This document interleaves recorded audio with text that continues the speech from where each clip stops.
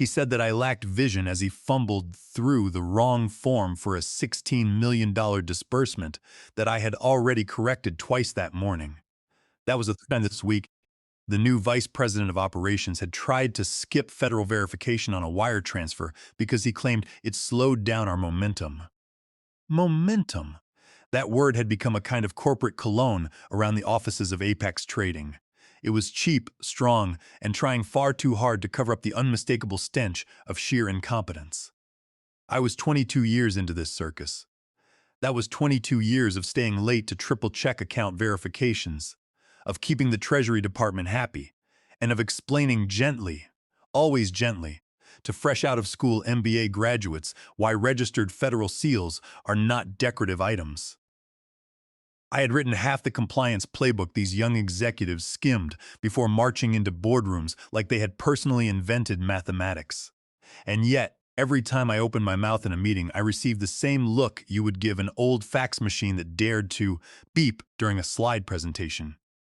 They viewed me as necessary, but highly annoying. They called me sharp. That is what people say in corporate offices when they know you are correct, but they desperately wish you were wrong.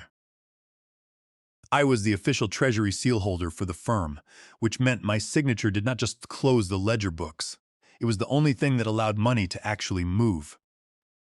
If you wanted to send any wire transfer over $15 million through certain regulated accounts, you did not get to click the send button until I signed off and verified the transaction.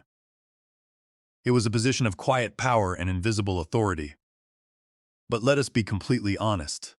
None of that mattered when the new vice president, Jared Croft, was busy posturing for the board of directors. To him, I was just background noise, a compliance ghost in formal slacks. By the way, if you have listened this far and you enjoy stories where the quiet professional everyone ignores ends up holding the ultimate control, please hit that subscribe button. It tells the algorithm that we are not just shouting into the empty air, and throwing a like on this video keeps the team caffeinated and just petty enough to keep digging up these corporate gems. Anyway, on this particular Tuesday morning, the physical bronze Treasury seal clicked to my security badge, tapped lightly against the boardroom glass as I leaned forward to correct the numbers on the slide. I did not raise my voice, nor did I roll my eyes.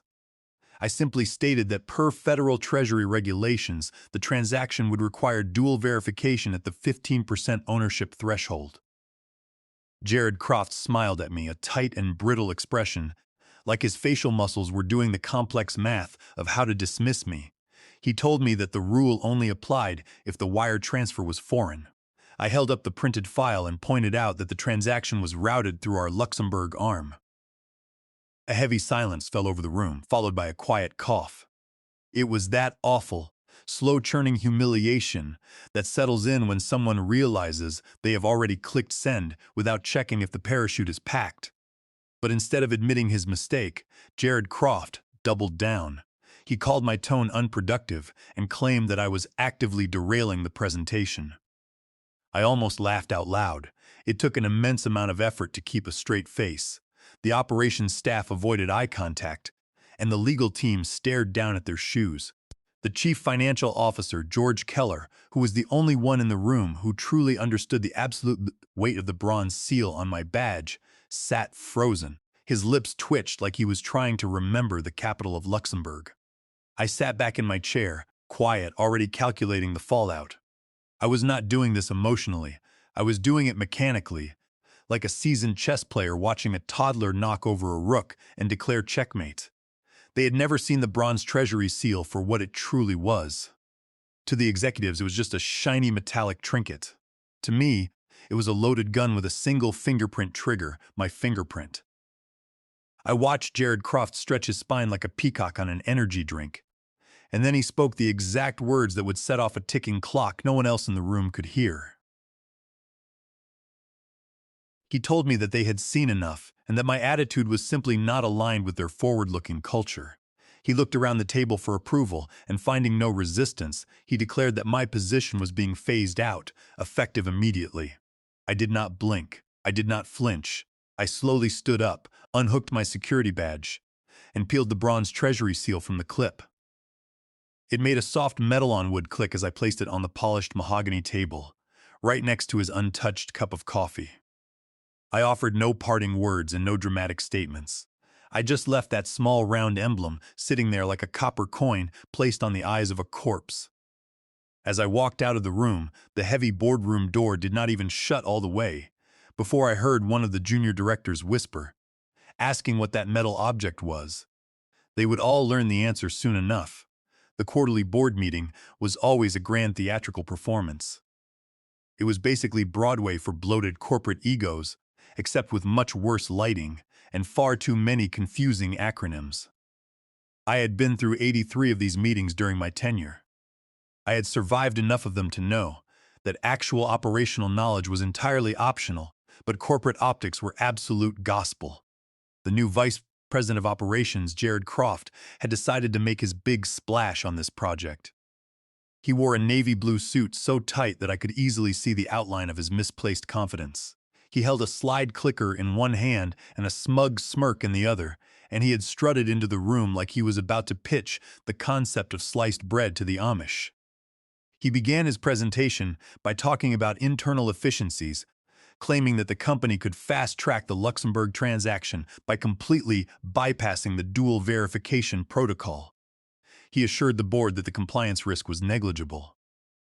I was sitting 2 seats down from him, not even supposed to speak during this segment of the meeting, but my body reacted before my brain had time to calculate a strategy.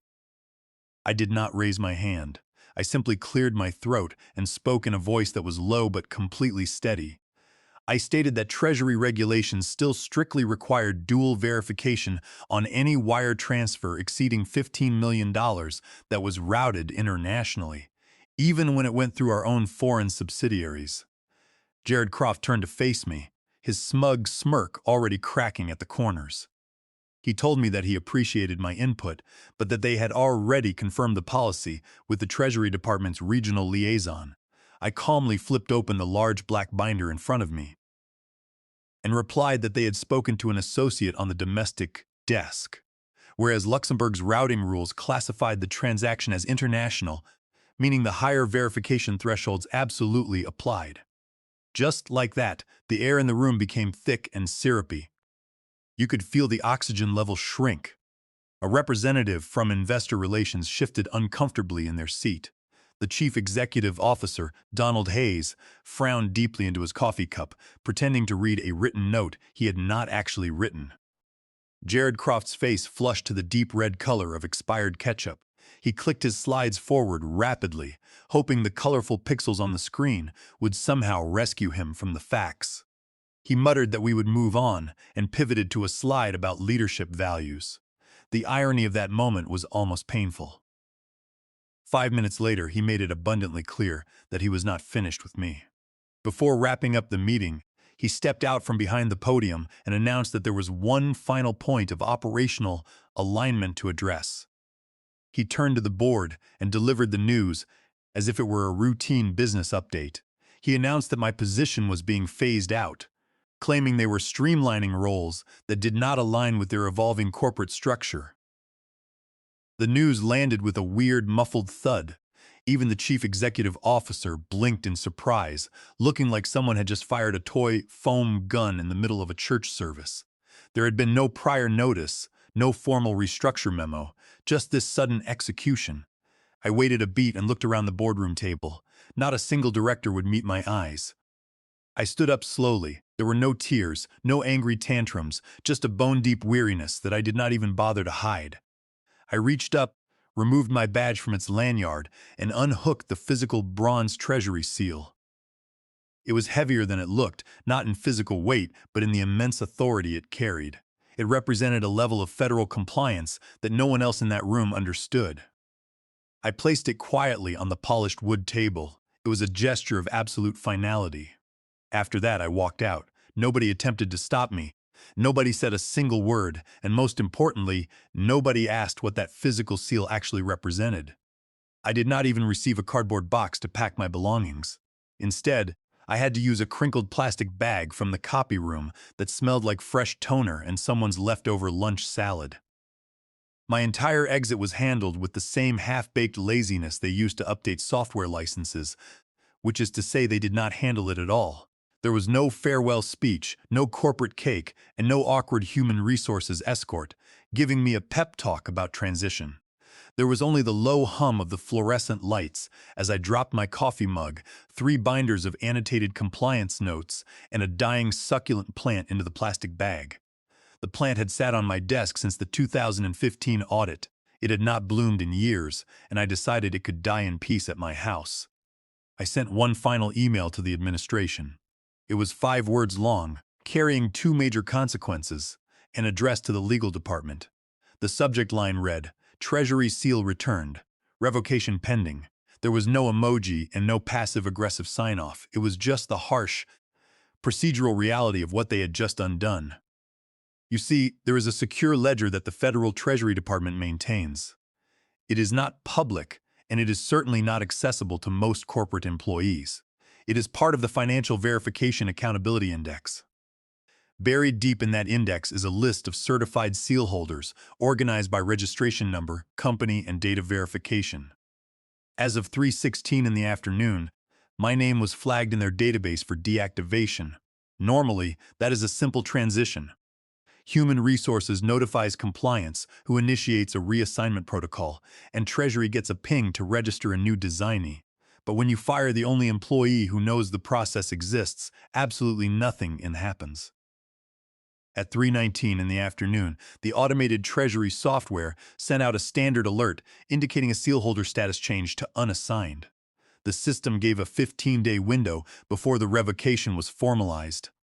A tiny orange warning dot appeared next to our company profile in the federal dashboard. It was essentially blinking in Morse code that they were in massive trouble, but no one saw it. 5 days after my sudden exit from the firm, I was sitting on my back porch with a glass of Merlot, enjoying a quiet afternoon. The view of my neighbor's yard was dominated by an inflatable Halloween display that was still flopping around in the chilly November wind. One of the blow-up skeletons had lost its plastic jaw, and the other was hopelessly tangled in a string of orange fairy lights. It looked chaotic, spooky, and incredibly poorly maintained. It was the perfect visual metaphor for what was currently happening back at the headquarters of Apex Trading. I watched the dry oak leaves drift across my lawn, feeling a sense of relief that had eluded me for more than a decade. The constant weight of correcting other people's deliberate shortcuts was finally off my shoulders, and I could sip my wine without checking a compliance dashboard every 20 minutes. I still had access to the public-facing compliance registries. Anyone in the financial industry could check them, if they knew where to look. But of course, nobody at my old company had ever bothered to learn how the database operated. I watched from a comfortable distance as they staggered blindly toward a massive financial disaster. They were currently preparing for what they believed was the crown jewel of their corporate expansion. It was a $360 million cross-border acquisition of a European logistics firm based in Luxembourg. This deal was supposed to establish Apex Trading as a major player on the international stage, and Jared Croft had staked his entire reputation on its success. The press releases were already written and queued up for distribution. The internal communication channels were ping-long constantly with champagne emojis and poorly cropped headshots of the executives they were about to acquire. The level of premature celebration in the office was staggering, but no one was paying attention to the actual mechanics of the transfer. Overseeing the final financial authorization was Chloe Davis, the young intern to whom Jared Croft had handed my compliance duties like a piece of used office equipment. According to my contacts still working in operations, Jared Croft had assured everyone that my job was mostly clerical, consisting of simple forms and rubber stamps, and that the intern could easily figure it out by shadowing someone for an afternoon. Chloe Davis sat at my old mahogany desk, completely overwhelmed by the complex digital environment. The desk was stripped of my extensive physical guides, leaving only the shadow where my compliance binders had rested. She spent hours trying to navigate the Treasury software, getting lost in the multiple authentication screens and the jargon she had never been taught. She did not know the legal distinctions, and The pressure on her from the executive suite was mounting by the hour. He clearly did not understand that the Treasury compliance system does not care about executive confidence. It does not care about your professional networking profile or your trendy buzzwords about corporate agility. The federal system only cares about registration, verified identity, and a documented chain of custody on international financial transactions. A wire transfer of $360 million was flagged by the federal database as requiring a certified seal holder's signature, along with direct Treasury verification due to a specific clause in the bilateral treaty between the countries. This treaty had been established to prevent corporate tax evasion and verify the legitimate source of massive capital movements. I had left extensive notes on this exact clause months ago. I had annotated the files, highlighted the risks in red text, and placed them in our shared repository. But those documents were now sitting in an archive folder labeled Historical Reference. The Treasury system sent its first automated confirmation ping at 11:35 in the morning on a Thursday. The email subject line was standard: Seal Holder Verification Transaction ID 6718B. The footer of the email, however, warned that a response was required within 3 business days, and that a failure to verify would result in an immediate transaction freeze. The email sat unread in the shared compliance inbox. Nobody had checked that inbox since the senior compliance officer went on parental leave. The legal team had no idea that my physical signature and digital credentials were hard-coded into the authorization documents. You cannot just swap those out like a cafeteria tray. You have to file formal federal paperwork, register a new seal holder, and wait for government verification, which often takes weeks. None of which was done. At 4:20 in the afternoon, the Treasury system sent a second, much firmer warning. Meanwhile, back at the office, Jared Croft was busy practicing his victory speech for the board of directors. He was talking about global reach, transformative synergy, and unlocking scalable integration. He wore his favorite blue necktie, the one that screamed corporate ambition but possessed the emotional warmth of a traffic ticket. He paced his office, completely convinced he was the smartest man in the building. The legal department was drafting the final merger contracts, completely under the impression that the physical bronze seal would simply be stamped onto the documents on Friday. They had no idea the seal was legally orphaned, because the vice president had dismissed the legal team's caution and human resources had marked my exit as a routine administrative departure. I refreshed the federal portal from my porch, took a sip of my wine, and smiled as the status remained unassigned. The clock was ticking, and the company was flying straight into a wall without a pilot. They had booked the largest conference room in the building for the signing ceremony. It was the room with the massive marble table and high-definition screens wide enough to land a small airplane. The catering team had set out silver trays of pastries, the public relations staff was staging candid photographs, and there were enough elaborate floral arrangements to suggest either a high-budget wedding or a corporate funeral. It turned out to be the latter. The room was filled with the low hum of nervous excitement, with executives from both companies shaking hands and congratulating each other on a transaction that had not yet occurred. Jared Croft looked like he had spent the previous night in a tanning bed and combed his hair with a corporate credit card. He was glowing, grinning, and pacing around the room like a groom who was about to marry into a fortune he had done nothing to earn. He welcomed the gathered executives, claiming this day was a historic milestone that would secure their gateway to the global market. The chief financial officer, George Keller, nodded stiffly while the legal team murmured quiet assurances. Everyone was focused on the cameras and the champagne, completely ignoring the regulatory requirements of the transaction. The government notary, Mr. Gregory Shaw, arrived precisely on time. He wore a sharp gray suit and a federal badge, carrying the tired, unimpressed demeanor of a man who had witnessed every imaginable variety of corporate nonsense. He was there to oversee the execution of the $360 million transfer and record the transaction on the Federal Registry. In the past, this process would have involved me standing right next to him, verifying the credentials and using the registered bronze seal to authorize the funds. I would have walked him through our compliance ledger, verified the security keys, and signed the physical registry book. Instead, Jared Croft handed him a manila folder with the physical bronze seal clipped to the corner, pre-attached like a coupon on a grocery store flyer. The notary stopped moving. He looked down at the physical seal, tapped it once with his finger, and then slowly opened the folder. Inside, he found my printed signature on the verification page. He blinked, looked up, and asked whose signature this was supposed to verify. He looked directly at Jared Croft, his eyes narrow and completely devoid of amusement. Mr. Gregory Shaw picked up the small bronze disc and held it to the light. He turned it over, checking the engraved registration number, which read 88024E, and compared it with the database records on his mobile terminal.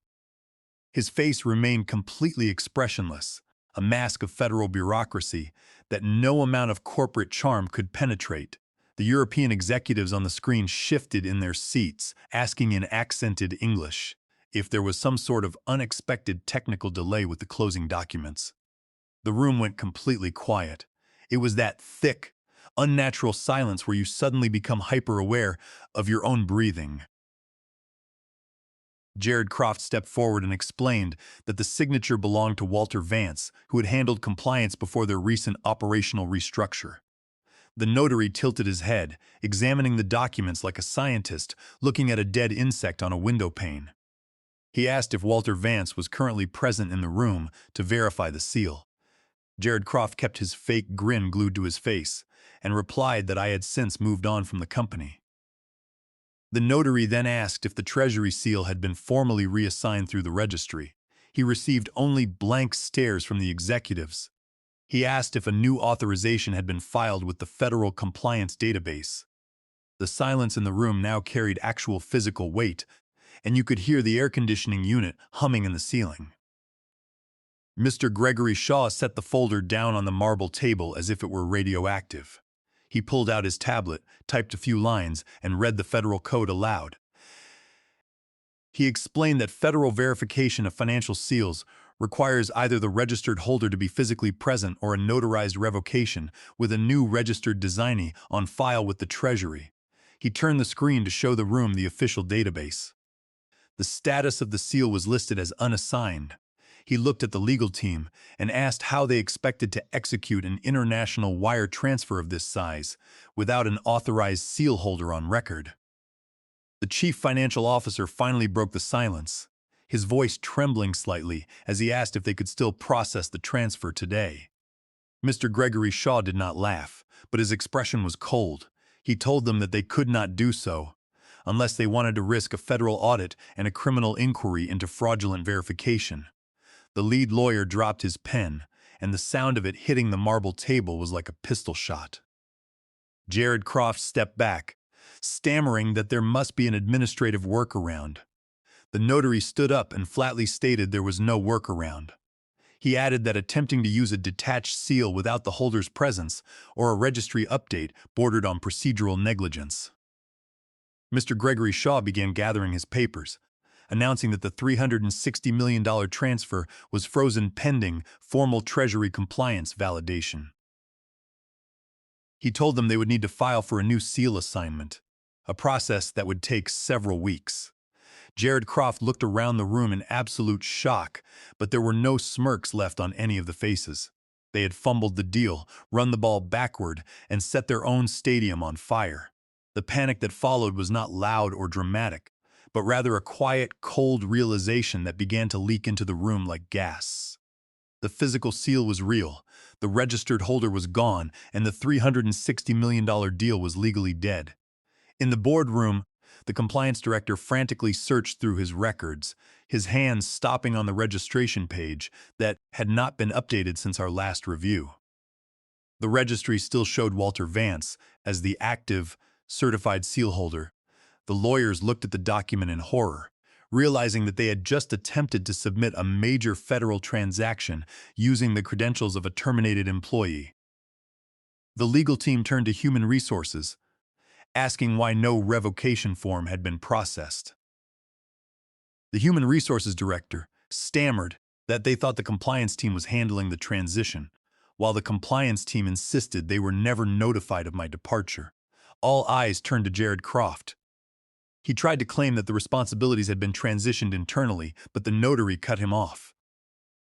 He explained that is not how federal law works, and that without the proper forms, any transaction bearing that signature was completely void.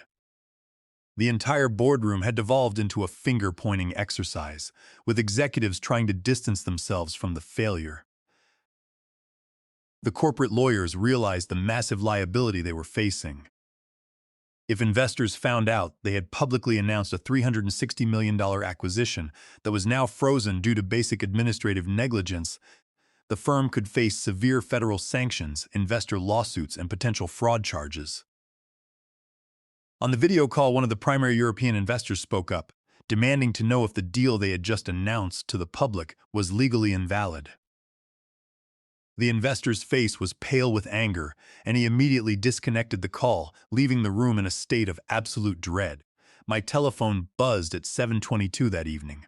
It was a board member calling from a Washington area code, but I let it ring. A few minutes later, another email arrived with the subject line checking in, but I archived it without reading. I knew they were not calling to apologize. They were desperately trying to find a way to save themselves from a disaster they had created. They wanted me to sign a retroactive verification form, offering a massive consulting fee of $300,000 and a written apology from the chief executive officer. But I had absolutely no intention of helping them cover up their own incompetence. By the next morning, the financial news was already spreading the rumor. Word had gotten out that the acquisition was frozen due to a compliance failure. By noon, the firm's largest institutional investors began suspending their involvement, and the company's stock suffered a 14% dip in after-hours trading. You cannot bluff your way through a federal Treasury registry. The financial markets are ruthless when they sense administrative weakness, and the lack of a registered seal holder was the ultimate red flag. At 3:45 that afternoon, a courier delivered an envelope to my house. It was from our main competitor, Vertex Capital. The letter was short and respectful, offering me the position of Director of Global Compliance, with complete authority, a spacious new office, and a salary package that was double what I had been making at Apex Trading. They also noted that they had already initiated the paperwork to register my Treasury seal under their corporate entity. It was an offer built on genuine professional respect, not the desperate panic of my former employers. Meanwhile, back at the old office, the board held an emergency session. Jared Croft was fired on the spot and escorted from the building by security, his career completely ruined by his own reckless momentum. The board voted unanimously to try and negotiate a return package for me, but they were far too late. They had treated compliance as a bureaucratic annoyance, and now they were paying the price. I sat in my new office at Vertex Capital, sipping hot tea and looking out the window at the city skyline. My new workspace was quiet, smelling of cedar wood and fresh coffee, a massive improvement over the sterile corridors of Apex Trading. The team here actually understood that compliance is not a set of administrative hoops to jump through, but rather the foundation that keeps the entire business from collapsing. The executives here did not treat regulatory frameworks as obstacles to overcome or rules to bypass in the name of quick momentum. They viewed compliance as a competitive advantage, a shield that protected the firm's assets and reputation. In my first week, they had already invited me to lead their strategic compliance committee, giving me a seat at the table where decisions were actually made. They respected my experience, valued my input, and treated my 22 years of industry knowledge as a priceless resource rather than an outdated relic. The courier who delivered the envelope had also brought a small box containing my personal belongings that had been left behind. I had unpacked them slowly, placing my old coffee mug on the new desk and setting the dying succulent on the windowsill where the bright morning sunlight could reach it. To my surprise, a small green shoot had begun to emerge from the dry soil. It seemed the plant, much like myself, was finally finding a place where it could thrive after years of neglect. The phone on my desk rang, but it was just Lacey asking if I needed anything else to complete my onboarding setup. I looked at the dashboard on my computer screen, which showed my bronze Treasury seal, registered, active, and certified under my new company. I told Lacey to end the call. There was no need for drama or long explanations. The system had worked exactly as designed. It protected the quiet professionals who pay attention to the details, while leaving the loud, arrogant executives to bury themselves in the rules they never bothered to read.